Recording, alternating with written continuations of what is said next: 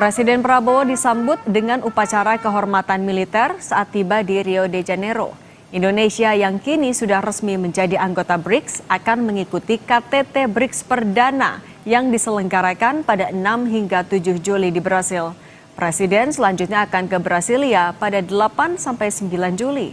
Prabowo dijadwalkan menggelar pertemuan membahas kerjasama bilateral.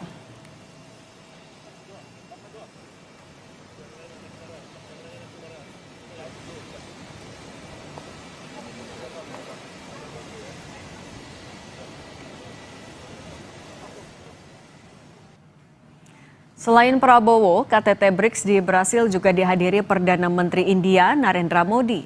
Dalam KTT ini, Modi diharapkan menyampaikan pidato tentang sektor-sektor utama yang berkaitan dengan agenda dan pembangunan BRICS.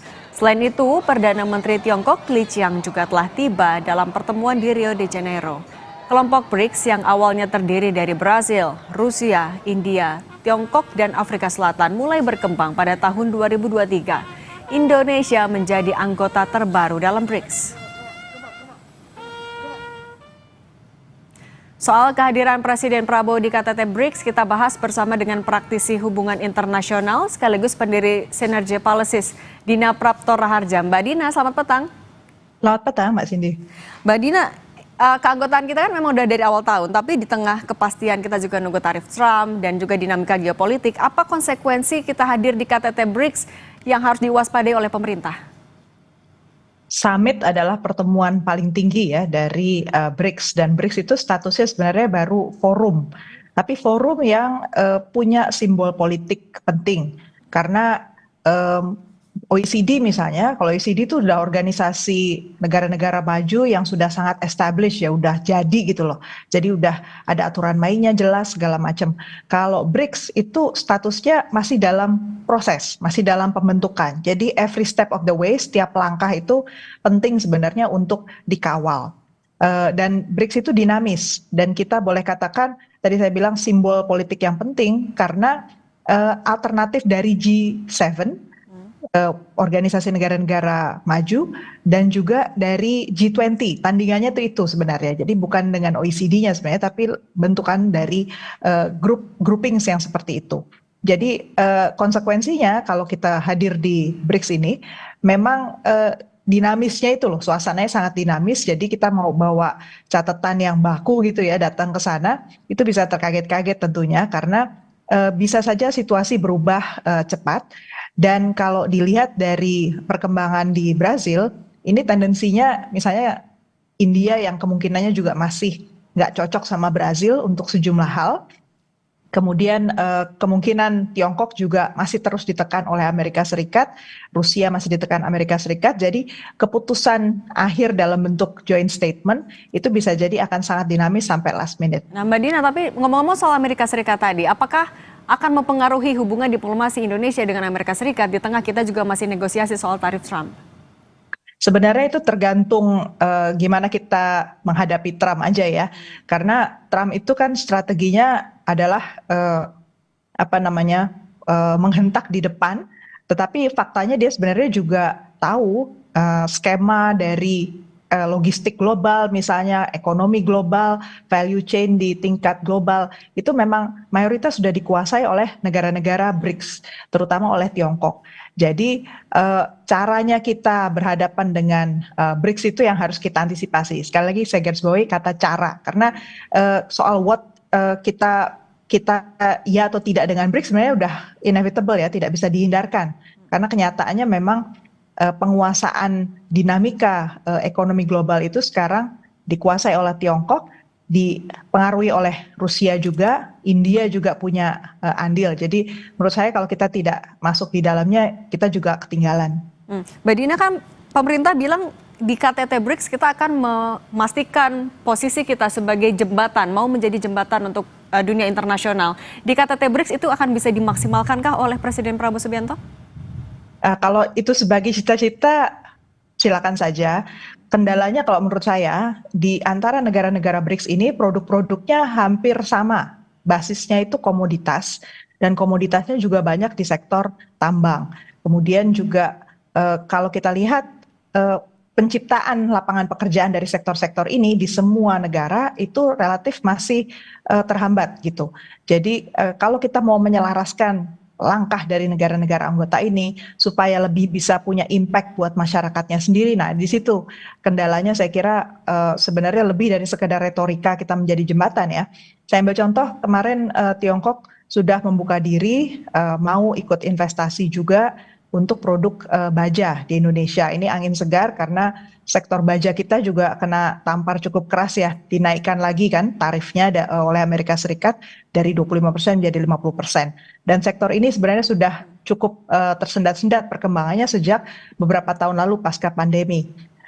Tapi kita tahu juga bahwa dengan kita bekerja sama lebih dekat dengan Tiongkok, kemarin yang menjadi masalah itu sebenarnya adalah impor besi baja yang begitu banyaknya masuk ke dalam Indonesia dari Tiongkok dan tidak sesuai dengan standar nasional Indonesia sehingga dianggap membahayakan untuk konstruksi dan seterusnya. Jadi hal yang seperti itu yang saya lihat masih ada gap ya antara industri dengan langkahnya pemerintah. Itu yang harus diselaraskan. Nah, itu juga menyelaraskan agenda diplomasi dan politik antar Indonesia dengan negara-negara anggota BRICS dan untuk mengutamakan kepentingan ekonomi di negara kita sendiri. Apa yang bisa Presiden Prabowo Subianto lakukan di sana memaksimalkan peluang itu? Sebenarnya kalau saat di meja diplomasi, yang penting itu adalah sinyal-sinyal yang cukup jelas dan dipastikan juga bahwa instruksinya itu adalah menteri silahkan laksanakan. Jadi jangan semuanya harus presiden sampai detil-detilnya gitu ya. Karena faktanya di lapangan itu penyelarasan di nomenklatur antar kementerian, misalnya kementerian kita dengan kementerian di Tiongkok itu udah match atau belum. Jangan-jangan kita buat MOU dengan pihak Tiongkok, tapi ternyata nggak bisa dilaksanakan hanya karena di sana itu cara pengambilan keputusannya untuk satu MOU beda gitu. Atau mitra dagang yang ada di kedua negara ini ternyata nggak match gitu antara Kadin kita dengan ternyata di sana bukan Kadin misalnya. Jadi itu hal-hal yang harus ditelusuri dan satu persatu itu merupakan tugas menteri dan juga para wakil menterinya. Jadi harusnya nggak menunggu lagi di tataran para menteri. Yang saya lihat di belakang ini terjadi kan ya, apa-apa semua kalau urusan luar negeri akhirnya kepada presiden, padahal translationnya atau penerjemahannya itu harusnya di tataran teknis. Harusnya di pejabat teknis. Tapi Mbak Dina juga untuk memperlebar peluang kerjasama investasi, kerjasama di sektor ekonomi, artinya menteri-menterinya itu harus apa yang bisa mereka tekankan, apa daya tawar yang bisa ditawarkan Indonesia agar justru kita tidak semakin bergantung ke negara-negara misalnya ke Tiongkok yang ada di BRICS. Nah, kalau kita perhatikan yang dikembangkan misalnya salah satu oleh Indonesia baru-baru ini adalah Danantara. Danantara itu kan salah satu cara lain sebenarnya untuk menjamin bahwa kalau pihak investasi asing masuk itu bisa ketemu sama championnya di Indonesia. Nah, syaratnya itu sebenarnya adalah champion yang dimaksud ini bukan melulu hanya BUMN. Nah, kalau pemerintah Indonesia sekarang entah mengapa gitu ya, selalu yang dilihat kembali lagi menghidupkan hanya BUMN saja. Padahal para pelaku pasar di Indonesia yang ada di Kadin, yang ada di Apindo itu kan banyak sekali dan mereka sudah lama gitu menunggu ada angin segar dari pemerintah bahwa kalau ada dukungan, dibuka pasar baru, kemitraan baru, itu sektor-sektor swasta ini yang justru diajak gitu loh, dibawa dan daya saingnya itu dimainkan betul. Jadi bukan lagi berdasarkan hubungan personal, bukan lagi berdasarkan preferensi dari penguasa kepada pihak-pihak tertentu saja.